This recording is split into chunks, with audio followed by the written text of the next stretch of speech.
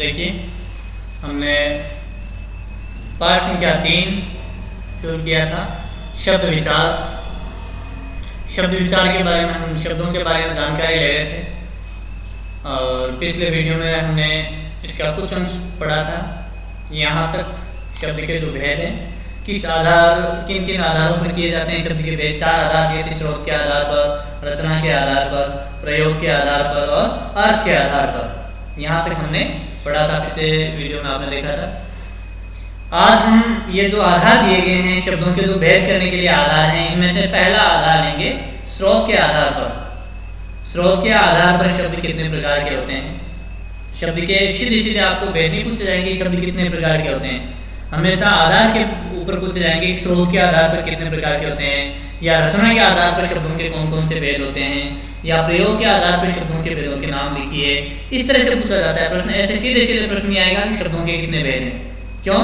क्योंकि शब्दों के सीधे भेद न होकर भेद करने के लिए जो आधार हैं वे दिए जाते हैं। पहले शब्दों के 4 आधारों पर भेद किए जाते हैं, फिर उनके अलग अलग आधार पर भेद अलग अलग होते हैं।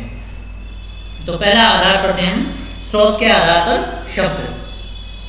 हिंदी में हजारों शब्द हैं ऐसे। ये शब्द कहाँ से आए? एक प्रश्न उठता है मन में, ये शब्द कहाँ से आए, इनके आने का स्रोत क्या है? इस आधार पर शब्द 4 प्रकार के होते हैं। तो अगर शब्दों के बारे में हम जानकारी लें कि हिंदी में ये शब्द आए कहाँ से, इनका स्रोत क्या है, कहाँ से आए ये, तो इस आधार पर उत्पन्न कहाँ से हुए, स्रोत कहाँ है इनका, तो इस उत्पत्ति के आधार पर, स्रोत के आधार पर, जिसे उत्पत्ति के आधार पर भी कहा जाता है, इसका नाम दूसरा उत्पत्ति। ये शब्द भी लिखा रहता है इसी की जगह ना, ये एक ही है। तो स्रोत के आधार पर 4 प्रकार के होते हैं: तत्सम, तद्भव, देशज, देशी भी कहते हैं, और विदेशी या विदेशी भाषाओं से लिए हुए शब्द, या इस तरह से नाम दिया जाता है। तो ये 4 हो गए: तत्सम, तद्भव, देशज और विदेशी। ठीक है, ये 4 भेद होते हैं किसके आधार पर? स्रोत के आधार पर। तत्सम के बारे में जानकारी लेते हैं। तत्सम शब्द कौन से होते हैं और तद्भव शब्द कौन से होते हैं, क्योंकि इन दोनों को साथ में पढ़ना पड़ता है। तत्सम से तद्भव और तद्भव से तत्सम, इन दोनों को समझा जाता है। आप जानते होंगे कि हिंदी की मूल जड़ें संस्कृत में है। हिंदी की माँ किसको माना जाता है? संस्कृत को माना जाता है। संस्कृत भाषा ही बनते संवरते हुए आज हिंदी बन चुकी है। अब हजारों सालों से भाषाओं को प्रयोग में ले रहे हैं, तो भाषा को प्रयोग में लेते कई विकार उत्पन्न हुए हैं, उसमें कई तरह के शब्दों में परिवर्तन हुए हैं। सहूलियत के आधार पर, बोलचाल के आधार पर हमने शब्दों का रूप बदल लिया, परिवर्तित कर लिया। तो धीरे धीरे इस तरह से संस्कृत के जो शब्द हैं, उन्हीं को संस्कृत भाषा के शब्दों को बनते संवारते हमने क्या बना लिया, आज हम हिंदी का रूप बना चुके हैं, हिंदी भाषा बनी है। इसलिए इसके अधिकांश शब्द, ज़्यादातर शब्द या तो सीधे संस्कृत से आए हैं, या संस्कृत से बिगड़कर नए रूप में ढल गए हैं। या तो सीधे हम संस्कृत शब्दों को ही काम में लेते हैं, या फिर उनके संस्कृत शब्दों के बिगड़े हुए रूप को हम काम में लेते हैं। हम संस्कृत से आए हुए शब्दों को तो क्या कहते हैं? संस्कृत से बनी हिंदी। हिंदी का आधार संस्कृत है, और संस्कृत के सीधे है, जैसे हूबहू शब्द काम में लेते हैं, उनको तो हम क्या कहते हैं? तत्सम। और उनसे बने हुए शब्दों को, तत्सम शब्दों से, किनसे? इनसे बने हुए शब्दों को, इनमें थोड़ा सा विकार उत्पन्न हुआ, थोड़ा सा हमने परिवर्तन कर लिया, बोलने के अनुसार उसको शब्द को आसान बना लिया, कुछ काट छांट कर दिया हमने, तो ऐसे शब्दों को जो तत्सम रूप से बने हुए, तत्सम रूप से बिगड़ कर बने हुए हैं, उनको कहते हैं हम तद्भव।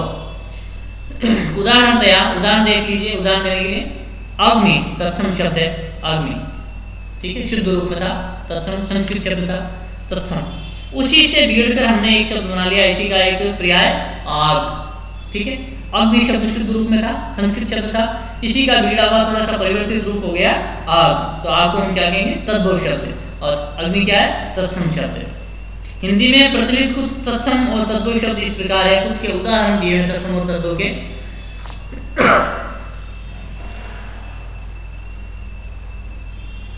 ठीक है, यह तालिका दी हुई है।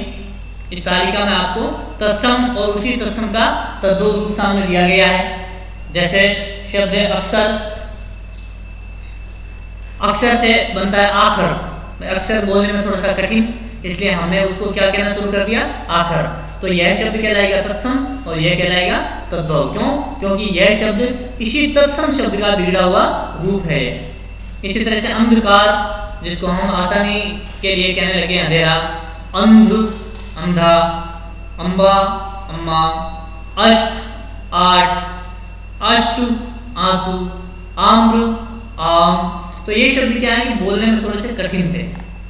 संस्कृत शब्द बोलने में हमें थोड़े से कठिन लगे, इस वजह से बोलचाल की सहूलियत के आधार पर हमने उन शब्दों में थोड़ा थोड़ा परिवर्तन कर लिया, या जल्दबाजी में बोलते समय हम उनमें से कुछ छोड़ देते हैं जो हमें कठिन लगता है। तो जो छोड़ देते हैं और फिर जो बाद में रूप बनता है, आसान वाला रूप बनता है, उसको हम बोलते हैं तद्भव शब्द।